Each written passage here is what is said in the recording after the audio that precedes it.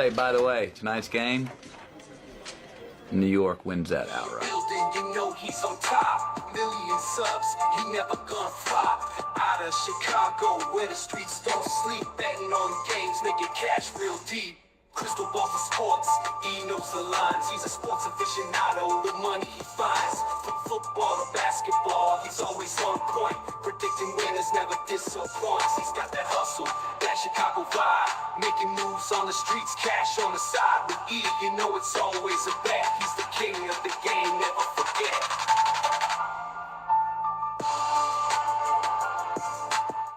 Hello and welcome to the Etoft21 Sports Show for February 10th. How is everyone doing? My name is Eric. I'm the man behind Etoft21 Sports. Absolutely loaded episode for you today. One of the hottest college basketball cappers is this week's special guest, Justin from Sports. He's going to come on. Him and I are going to talk about tomorrow's college basketball slate, talking about what bets we are going to be making. Really excited to pick his brain. And with NFL season ending, this is going to be strictly a college basketball show until March Madness is over. But before we get all that fun, I'd like to say thank you to the sponsor of the show, PropX. Guys, if you're not using PropX, go to the App Store, download the PropX app, use promo code ETOFT21. That way they know old Uncle Rico sent you. For those watching on YouTube, the link is in that description below. Let's go ahead and let's welcome this week's special guest from Zona, a place I definitely need to move to because taxes up here in Illinois are killing me. Justin, how you doing today, my friend? Good, man. Remember, I grew up in Northwest Indiana, so I know about those Cook County taxes, brother. That is time. Yeah, it's you know what? Gas is it's getting a little inflated over here, but that weather pays off for sure. So good to see you. I'm sure looking at the Michigan State hat, you've got to be proud of the Super Bowl MVP with Kenny Walker the third. Dude, I put him in at 16-1 nice to win MVP during the conference championship game. Absolutely loved it. Was able to get that home. And then it was, I loved it. And I feel I can do a victory lap because I said that he was a stud in this Clint Kubiak run system. And he finally got the ball with the injury. And because he did, he looked good. Interesting to see what Genty is going to look like next year in that run system. But we can get to all that later. College basketball is here. You have been on a fucking tear. Excuse my language. You had a huge run at the end of last week. This week starting a new run. So really excited to pick your head about that. But before we get into all that, the Super Bowl was just 2 days ago. And this is always going to be a football-centric show. Let's go ahead. What was your takeaway from the Super Bowl, my friend? What stood out for you, buddy? Well, I'll tell you, I was giving away free plays all season forever and ever. And I decided that, I've decided to pull away from that and gave away my final free play. And unfortunately, it was a dud. I did like the Patriots money line. I really liked how they hung in there against the superior. I thought Denver defense, I didn't believe that Seattle was just going to maintain this run that they've been on with Darnold. And he did not look good. I was kind of justified in my thinking. Both defenses played outstanding in the Super Bowl. I thought we'd see Ramondre kind of break out more. It wasn't really so much that, Kenneth Walker isn't capable because he clearly is. It's kind of a wash there. But I thought that Vrabel, was a little more of an experienced coach, has played in this game. He had a run with the Titans. It was more of a coaching decision than anything else.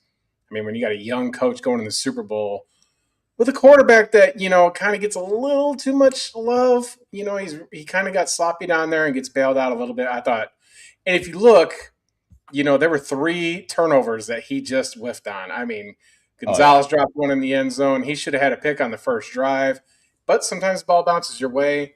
I mean, the quarterback stats for both teams look terrible. Walker was the right choice for the MVP. I was saying it at halftime. He's the only person on offense not in garbage time that's making plays when it counts. I mean, it's still amazing to me that Drake May almost had 300 yards passing by the end of the night. But it was a good Super Bowl. A lot of people didn't like it, but I kind of enjoyed them not calling flags on defense. It was really refreshing in a way for me, for somebody who likes to watch the game a little bit differently. So I mean, my takeaway is I generally don't know how anyone watching that game can think that Kenneth Walker should have been MVP and it should have gone to Myers. I don't even know what people are talking about here. Do you realize? I'm sorry? They just see points. They just see somebody who's in a field position scoring points, and that most people that say that don't have a high football IQ, respectfully. I mean, like, this defense has been stout, and what Walker did was insane. Those field goal opportunities aren't in existence if he doesn't do it. Myers, they're not moving the change. When we look at what they were when Milton Williams played and he was healthy, this was a top 5 run defense. Walker had over 130 yards rushing, 5 yards per carry, another 26 in the air. He shredded an elite run defense, and that's a game. The Myers MVP talk, in my eyes, I think it's just purely clicks. I just think it's like people just trying to get clicks, and it's the sad reality of sports media today, whether it's mainstream or social media. They say the dumbest thing possible, spark outrage, and get engagement. No one in their right mind actually believes he should have been MVP. Now, if you want to make a case for Byron Murphy, I will listen to that. 2 sacks. He forced the Drake May pick 6. In my eyes, that's a legitimate argument because that defense played legit. But the Meyer case against a player who dominated an elite run defense, no chance. The only people are saying it, chasing clicks, my friend. They are chasing clicks. Yeah, and Walker had that late one called back. He finally busted through there and was scored, and they took the touchdown off the board with that holding penalty. It was one of the few calls of the night. Great game. Great game for Ken Walker. I didn't think there was any other choice. I did not. Phenomenal. So phenomenal game. Before we jump into our bets, let's go ahead and let's look back. We had a 2-week show lead up into the Super Bowl. Let's go ahead. Let's look back and see how our bets did.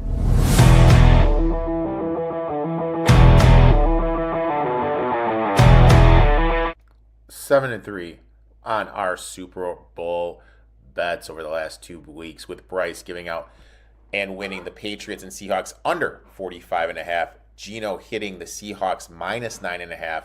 Drake May over 36.5 rushing yards, but losing Hollins to have 2+ receptions each half. Old Uncle Rico hit the Patriots and Seahawks under 22.5 for the first half. Walker over 20.5 receiving yards, highest scoring half the second half. Barner over 24.5 receiving yards. Diggs longest reception under 17.5. We lost. We also lost Hunter Henry over 36.5 receiving yards. For the NFL season, we finished 74, 59, and 3 in our bets on the show. I just realized for some reason I cannot find this playing on YouTube, on Twitter right now. So I have no idea what is going on in Twitter, tweets or whatever. Your what hurts? Twitter or whatever it's called. I'm trying to look it up, and it's like it says I'm live right now on Twitter. Yeah. But let's take a look here. I'm not seeing the video, dude. Are you seeing this? I'll take a look. Let's see here. Let's take a look. It says I'm live. Hold on. But the little tweet it never went out. Yeah, it says you're live, but I don't see. Yeah, but it says you're live. If I click your name, yeah, that's weird. Weird. You have to click the thing. I think Elon made some changes to the features because if I click your profile picture, it pops up. That's weird. It says you got 3 viewers on here, so it's a little different format. I guess it just doesn't automatically pin it to the top. But he's always changing and messing with that stuff. So fuck Elon. But let's go ahead. Let's move on to the bets. We each have 3 bets. I love this UTS, this team you're going to mention. I should have spilled it because they beat Seattle during the winter break that I had. But go ahead on it. I mean, I know that they haven't exactly had a season that's worth a lick. Especially you want to take them on a road here. 11 points is a lot, but there's a lot of math that shows that this line's slightly inflated. I got power ratings that I use when I make my wagers. There's a formula that I use, and I rely on it pretty heavily. And it's had, like you said, this hot streak per se that I've been on. I had 5 days where I didn't lose a bet. It was kind of crazy. I was up 25 or 20 to 25 in that mark, just absolutely crushing it. But I'm not a big fan of the Pirates. I think that they're, obviously I don't think they're going to make the NCAA tournament. And they've been pretty good at home, but their shooting splits are only 40.8%. And that doesn't correlate to being a 10-point favorite, let alone 11. And despite the losses, like you said, we've seen, the Roadrunners hang around, and the ECU is just kind of a middle of the road pace basketball team. There's nothing that shows that they can just absolutely pull ahead. I think the line is hyper inflated. I think this game will get close with possessions. I think there may be a potential money line sprinkle on this. It's a value play here, not necessarily just a super comfort play, but it's one I do like. I'll take 11. I think the game is a lot closer. I think it's a 2-possession game. I like that one. I love me some Road Runners. My first bet, I'm going to Big Ten country. I hit them on Sunday, got a plus 360 winner and a big point spread on the road against Minnesota. Going back to the well here, I'm going to take Maryland plus 11.5 at home. First of all, let's talk about the coaching edge. We look at Buzz Williams as an underdog. He's been money over his career, 55% against the spread. And when he's a home dog, jumps to 58 against the number with a 13% ROI. From a matchup standpoint, Maryland has a clear edge in the offensive glass. That's what's going to matter. They average 35 rebounds per game. That rebounding advantage is going to create some second chance points, extra possession, which can offset any shooting insufficiencies. This could be a flat spot for Iowa. Iowa has Purdue on deck and the revenge angle. Maryland lost to Iowa early this season on the road. Now they get them back at home. Maryland shoots only 41% from the field, but their rebounding is going to level that out, lead to some second chance opportunities, namely Payne, who dominated the glass, had 14 rebounds last game. If he can repeat that, I think they're going to be able to stay competitive. Turnovers were an issue in their first meeting. Iowa scored 21 points off of turnovers. I expect this number to come down significantly. Maryland playing at home, being more composed offensively.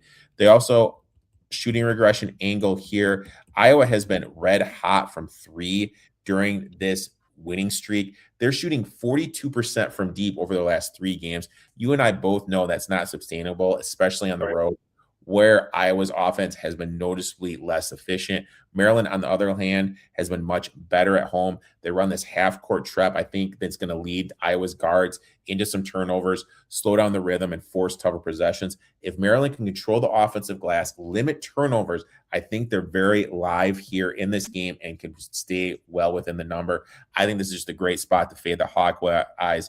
Road game, look ahead to Purdue, and I don't trust this Iowa to win this one by that much margin. Give me Maryland here, plus 11.5. Next one, I forgot to put up my banner. Next one, my friend. I have a bet in this game too, but I'll let you speak on it first, my friend. Well, this is one of my favorite kind of a situational spot like you were just speaking about before. I mean, Coach Brownell's squad has got a pretty solid adjusted defensive efficiency profile going on here. They're allowing just around 62 points a game in conference play. So that's kind of one of the reasons when you see great defensive teams, obviously it's just betting 101 and you're doing hoops, you're going to look for the unders every single day of the week. On the other side, Virginia Tech's just offensively, they're atrocious as a basketball team. They're averaging about 70 points a game overall, but they've just been dipping every time that they face an elite defense. So it shows that you're middle of the road at best and you struggle against great defensive profiles. This definitely feels like a spot where you'd want to take the under. They previously played in January. It was 72-57. Nothing suggests that anything's going to be different. Clemson is just going to kind of, I think, control the tempo here, smother them. And they love to play that half-court defense. I think 137. We're gonna take the under here. It's a gift. It's one of my favorites. It's almost my play of the day for tomorrow. I mean, it just came close. It was really a coin flip between the next game that I'll talk about. But Clemson's defense keeps this team beat down. They're not exactly elite offensively. I'll take the under. Yeah, I have a bet in that game. I'll get to it in a little bit. My next one. Are these just disappearing? Is that what? Oh, there's. No, I see it. I saw it when you had it up. Like now it's gone. This new StreamYard update, I'm just not a fan of. Now I see it right there. It's up. Your bet's up. My next bet, I'm going to Mac Country here. I'm taking the Buffalo Bulls plus 1.5. I can probably say I have watched more Buffalo basketball than the average person, and I really like them in this bounce back spot. They're coming off a blowout loss to South Alabama.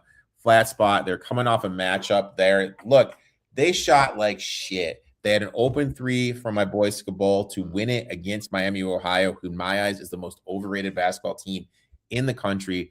They missed it. Buffalo should have beaten them twice. They went to South Alabama, which is a great rebounding team and forces teams into bad three-point shooting. Just an awful mix for this Buffalo team. Now they go to this Ball State team that simply doesn't do a good job of running opponents off the three-point line, and that's where Buffalo is going to be able to take advantage. They rank 11th nationally in three-point shooting percentage. They actually shot the bell well from deep last game, but if you zoom out to their last 3 games overall, they are shooting poorly from the outside, due for some positive shooting regression, and that includes their best shooter, Skabol, who is just shooting 27% from deep over that time. That shoots up perfectly for some positive shooting regression, especially against this Buffalo defense. I really like the chances to bounce back here. Another key factor here is the potential return of their best player, former Wisconsin Badger Daniel Freitag. He missed last game while in concussion protocol. And I'll be honest, I really feel there's a MAC game he was going to play since they did that Sun Belt MAC challenge. I think they just held him out. And everything that I've read, it looks like he's going to give it a go against Ball State. Massive boost here for them offensively. I also think Buffalo is undervalued here in the market. When we look at their schedule in the MAC conference, insanely front-loaded with the top teams in the MAC: Akron, Miami, UMass, Ohio, Kent State. Now they're getting the softer part of their conference slate. Because of the early grind, I think they are far more battle tested than Ball State. I think this sets up perfectly for a bounce back spot. I'm going to take the Buffalo Bulls here plus 1.5 on the road in Muncie against the Ball State Cardinals. My sister graduated from there. I'm sorry? Yeah, my sister graduated from Ball State. Yeah, nothing. I've partied. I've thrown some adult beverages down in I'm sure. Muncie, Indiana. Next one, my friend. Where are we going? We are headed, to the Grove, I guess you could say. The greatest party school in the SEC. But as you guys know, I am an Alabama Crimson Tide fan. As you can see, I've got the little roadside there for Bama Nation, and I've got the Bama sweatshirt on. But it pains me to pick them to be on the under, because who doesn't love to watch teams score points, especially with a team like Alabama who can just score it crazy. Everybody looks at Alabama, like I just said, and they just think over all the time. But the books, they've made adjustments to that. The total is way high this game at 164.5. When these two teams played on the 14th of January, and it was just a dogfight. The final was 74-64, so that's only 138 points. I think Alabama's got a little bit of controversy with Benedico, pardon how I say his name, with the entire eligibility of him. And regardless of what team you are, it's hard to avoid those distractions that happen to your team, regardless of what sport it is. I think they're going to come out here and try to get some chemistry going, but you have a player for a few games and then he goes away. There's definitely going to be adjustments, I think, offensively. Ole Miss, I don't think they've lost, I believe it's 5 in a row. Yeah. And the only way I think they're going to try to be able to maintain this game is to slow down the tempo.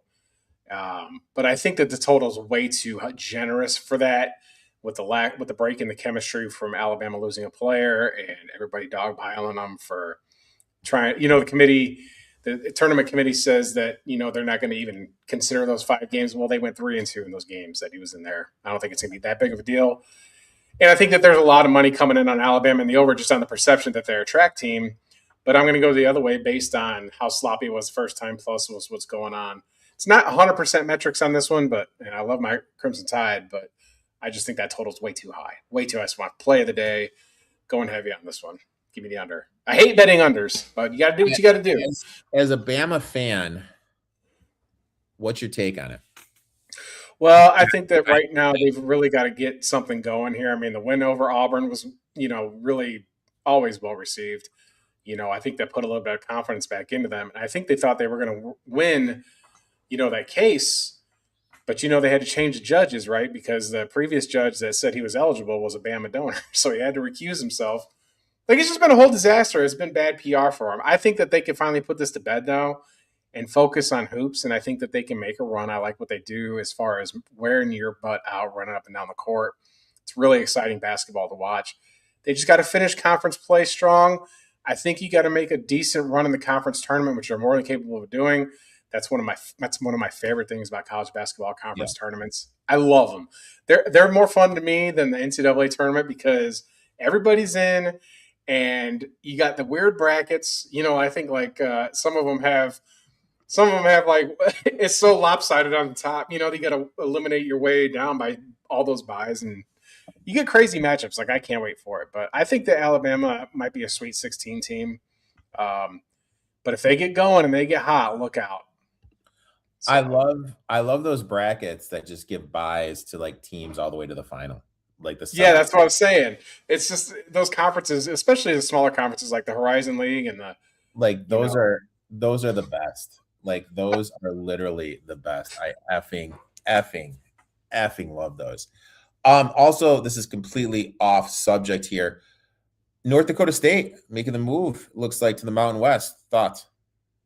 Well, it's only football, and it's kind of within their within geographically with a lot of those teams. I mean, remember, NIU is going to be in the Mountain West too, so maybe those two teams could start a little rivalry as far as football goes, because they're the newies. I mean, I'd open conference play with that. Yeah, just start with the Huskies and the up there in North Dakota, and let them get their own little thing going. It's going to be interesting to see like if they have like the depth. That's always the big thing, the depth. You know what I mean? Like, do you have the depth when you move up from that high level? They're at high level. Are they going to have of that? My counter argument to that is James Madison. I mean, Signetti got them guys rolling. Yeah. And it just, if you've got a coach that can go in there and coach sound fundamental football, I think that you'll be okay. I mean, this is a team, I believe that they were the same team that took, it could have been South Dakota, but like went on the road to Colorado a couple of years ago and nearly upset, Shedeur Sanders. I think that it's good for their program. I think you'll see kids want to go there, and there's history in those Big Sky teams up north for their, FBS Division II or whatever. They keep changing the names, all that stuff all the time. So, couple comments. Yeah, I told you, Matt. Like, did Whole 30, dude. Did Whole 30, still grinding on it. Nice work. It's a fucking bitch. But, dude, I'm telling you, man, you feel so much better. So much better. Like the new graphics. Yeah, I've been fucking around in Snap a little bit. Not going to lie. Gotten a little more comfortable. Not good. This comment right here, I'm not even going to bring it up, but I do find it funny. But I'm not going to bring it up. Then that by the Puffs guy. I think it's just like people that didn't enjoy the Super Bowl they're, I think, younger and don't understand how this game has gone way hyper offensive. You had to be elite back then and be a great offense. Like, when you think about those 49ers teams, like Joe Montana doing it where he basically got killed, and you could throw hospital balls and you can actually hit and play defense.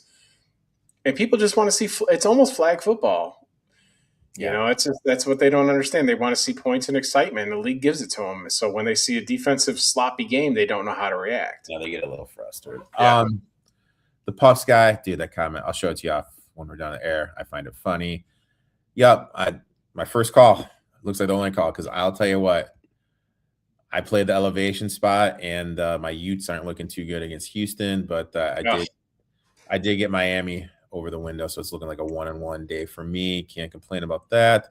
My last bet, and like I said, I was going to the game that you were talking about earlier.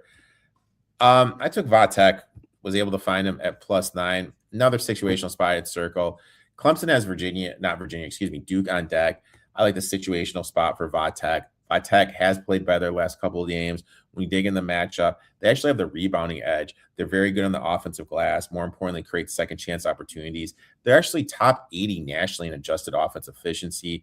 They do their best work inside the arcs with their 2-point shooting.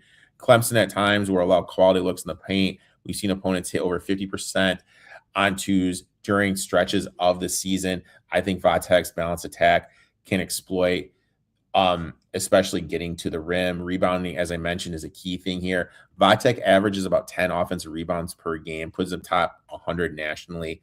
Clemson is decent on the defensive glass, but they're not elite. Opponents are still able to grab 8.78 offensive rebounds per game. That's going to allow Vatek to extend possessions, neutralize some of Clemson's home court advantage. Defensively, I also like the matchup. Clemson offense, very efficient, but the Hokies rank top 60 in adjusted defensive efficiency, do a good job forcing tough shots. If they can limit Clemson's perimeter rhythm, I think that's going to open up the door for some transition opportunities, especially with how sloppy Clemson is against the ball. Clemson does take care. Vatek does a great job of taking care of the basketball, and they do create turnovers. I think that's going to be another key. When we look at Clemson's 4-game winning streak, I'm a big thing on positive and negative shooting regression because everyone knows it always comes back to the norm throughout the course of the season. Last 4 games, they're shooting 41% from deep while their opponents are shooting 31%. So that tells me you have a team that's due for some negative shooting regression, and their opponents can't hit shit, so they're due for some positive shooting regression. And in comes a Vatek team for their last 3 games is shooting just 28% from deep. So that's another positive negative regression angle that I look when I see a team that a team hasn't been making a lot of threes against, and a team that is a decent 3-point shooting team that has struggled the last couple of games. That is a big red circle for me. Because of that, I'm going to be taking Vatek here. The Hokies. Hokies, baby. Plus 9.5. Let's just go ahead and we'll recap real quick. Justin is on UTSA plus 11. Vatek and Clemson under 137. Alabama and Ole Miss under 164.5. I am on Maryland plus 11.5. Buffalo plus 1.5. And Vatek plus 9.5. Justin, I'd like to thank you for taking time out of your schedule, coming on, talking a little college basketball for Wednesday, February 11th. Why don't you tell everyone where they can find you on social media, my friend? You can follow me on X at Justin Paul Sport. There is no S because of character length. And also go to my Winnable. You could pay $5.99 for just the daily card. Every day I put the card up. Every day. Except Super Bowl Sunday was the only day I didn't. There's college hoops. There's usually 2 or 3 games on there I like every single day. And you can pay $5.99 for just the day, or you can just do $10 for the week. I mean, if you just did $10 for the week, you would be up so many units with my college basketball plays that you'd be able to pay for the season and next season. Zero doubt. You'd be cash and fat. I'm not as active on X. I post about I get up 5 o'clock in the morning. I look at the card. I look at the strategies that I run. I make my post about 5:30 Mountain Time. And then throughout the day, I'll put individual posts on each game to give you an explanation and link to the site. But it's winnable.com/Justin Paul Sports. Join the College Hoops Hammer Club, baby. Become a VIP and get that money. For those watching on YouTube, I did put that link in the description. So just go ahead and click that. We're going to be back with my boy Mad Max next week, breaking down college basketball bets for February 18th. Make sure to give that man a follow. Also, make sure to talk a lot of shit when Alabama loses early to that man in college basketball. I'm just kidding, bro. Just kidding, man. Just kidding. That's okay. I thought it was going to be more of a football comment, but we'll get to that when the time's right. Just kidding. Appreciate you, my man. We will talk soon. Best of luck in your bets, my brother. Okay. Thanks.